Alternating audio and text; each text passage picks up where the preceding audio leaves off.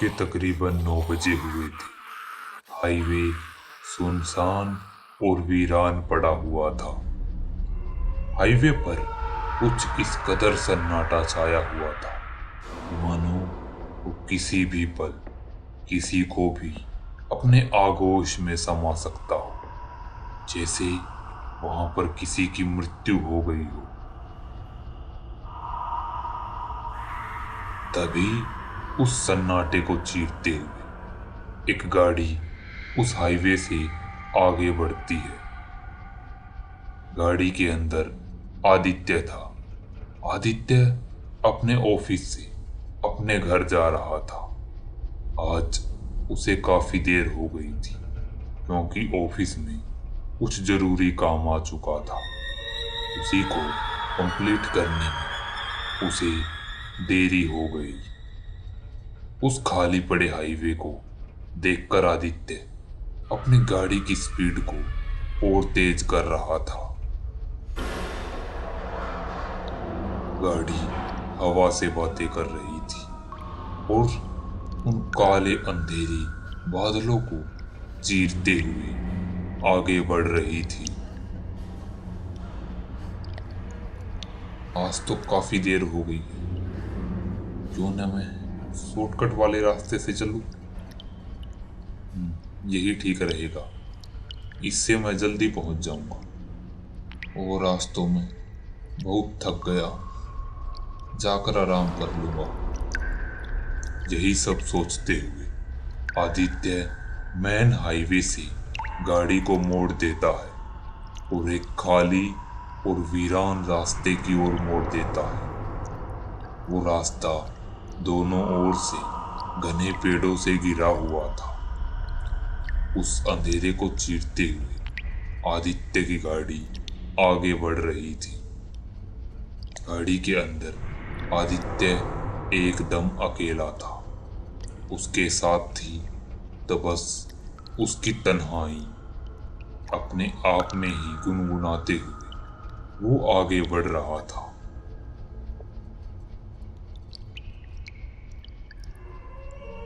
आदित्य काफी देर से उस छोटे से रास्ते से अपनी गाड़ी भगाए जा रहा था, परंतु वह रास्ता था कि खत्म होने का नाम ही नहीं ले रहा था।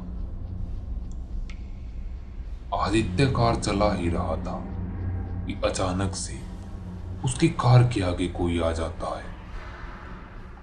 आदित्य जोर से कार के ब्रेक लगाता है और उस सन्नाटे में गाड़ी के टायरों के घसीटने की आवाज गूंजने लग जाती है। आदित्य पसीने से तरबतर हो गया था। शायद उसने किसी को अपनी गाड़ी से ठोक दिया था।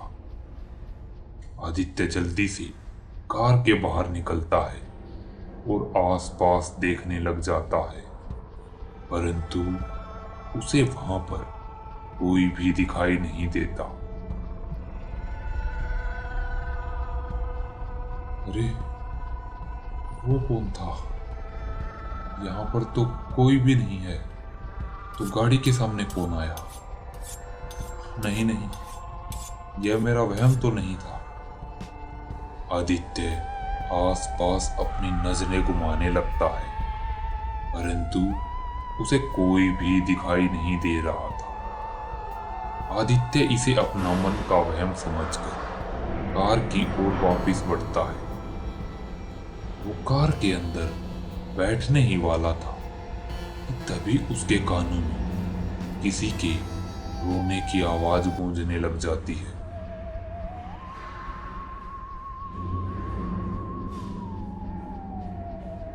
कोई धीरे धीरे रो रहा था। उसे सुनकर आदित्य गाड़ी से 2 कदम पीछे हट जाता है और सामने हाईवे पर देखता है, परंतु जब वो सामने देखता है तो उसके रोंगटे खड़े हो जाते हैं। सामने सड़क के किनारे एक औरत बैठी हुई थी।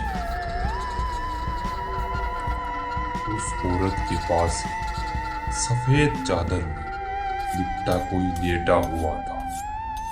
ये खौफनाक नजारा देखकर तो आदित्य के रोंगटे खड़े हो गए। शायद ये रोने की आवाज इसी औरत की है। मुझे देखना होगा कि इतनी रात के ये औरत इस हाईवे पर क्या कर रही है। दबे दबे कदमों से आदित्य उस औरत की ओर बढ़ने लगता है। उसके हाथ पांव कांप रहे थे, लेकिन फिर भी वह अपने आप को इसी तरह काबू करके उस औरत के पास चला जाता है। आदित्य धीरे से अपना हाथ आगे बढ़ाता है और उस औरत के कंधे पर रखता है, तो वह औरत रोना बंद कर देती है। आदित्य के अंदर एक अलग ही डर पनपने लग जाता है।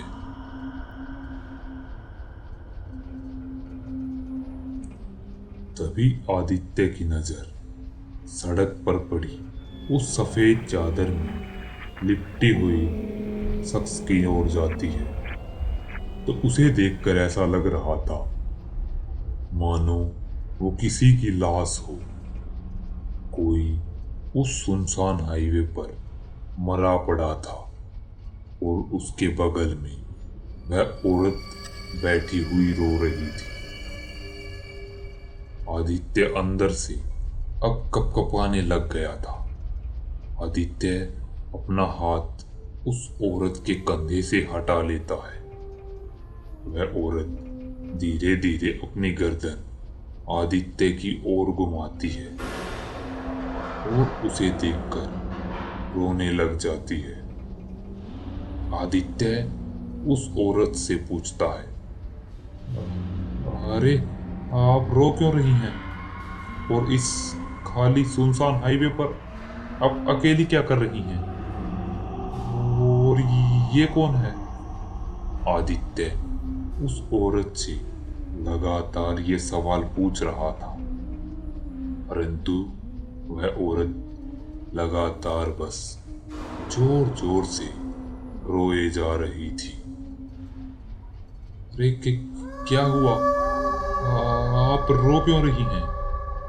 आदित्य ने इतना पूछा ही था कि तभी वह औरत रोना बंद कर देती है और धीरे से आदित्य की ओर देखते हुए कहती है, क्योंकि तुम मरने वाले हो, इसीलिए मैं रो रही हूं। उसकी बात सुनकर आदित्य अंदर तक हिल जाता है। वह उस औरत से पीछे हट जाता है और अपनी लड़खड़ाती हुई जबान से कहता है कि क्या ये क्या क्या बकवास कर रही हो तुम? वह औरत आदित्य की ओर देखते हुए अब धीरे धीरे हंसने लग गई थी।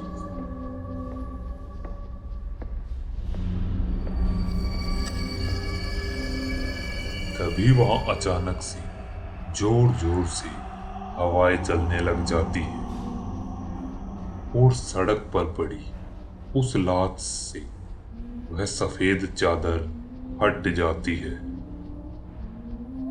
उस लाश का चेहरा देखकर आदित्य ठंडा पड़ जाता है, क्योंकि वो लाश आदित्य की ही थी। अपने आप को मरा हुआ देखकर आदित्य की रूह कपकपा रही थी। वह पीछे की ओर हटता है और तभी देखता है कि उस औरत का चेहरा अब बदलने लग गया था। उसका चेहरा बेहद ही खौफनाक हो गया था। उसका पूरा चेहरा सूख गया था और आंखों के नीचे काले गड्ढे हो गए थे और होठ बिल्कुल ही फटे हुए थे। उस औरत का इतना खौफनाक चेहरा देखकर आदित्य जोर से चीखता है, और वहां से अपने गार की ओर वापिस भागने लग जाता है। आदित्य भागते भागते जल्दी से गाड़ी के पास आता है और उसके अंदर बैठ जाता है। आदित्य लगातार अपने मन में माता रानी को स्मरण कर रहा था और गाड़ी को स्टार्ट करने की कोशिश कर रहा था, परंतु वो गाड़ी स्टार्ट नहीं हो रही थी। आदित्य पसीने से तरबतर हो गया था। आदित्य गाड़ी स्टार्ट कर ही रहा था, तभी वो देखता है कि उस लाश के पास से वह औरत अब खड़ी हो गई थी। उसका शरीर अकड़ने लग गया था। उसकी हड्डियों की चट चट की आवाज आदित्य को साफ साफ सुनाई दे रही थी। वह देखता है कि औरत अब धीरे धीरे आदित्य की ओर बढ़ने लग गई थी। आदित्य पूरा कपकपा रहा था। उसके हाथ पांव सुन्न हो गए थे। तभी एकदम से वह औरत छलांग लगा के गाड़ी के शीशे के ऊपर आकर बैठ जाती है। आदित्य बस डरा सहमा उस औरत का खौफनाक चेहरा देख रहा था। तभी वह औरत शीशे से अपने हाथों को अंदर डालती है और आदित्य को पकड़ लेती है, परंतु जैसे ही वो आदित्य की गर्दन को छूती है तो वह औरत पीछे की ओर गिर जाती है और जोर जोर से चिल्लाने लग जाती है। कुछ ही पलों में वो औरत धुआं बनकर हवा में विलीन हो जाती है।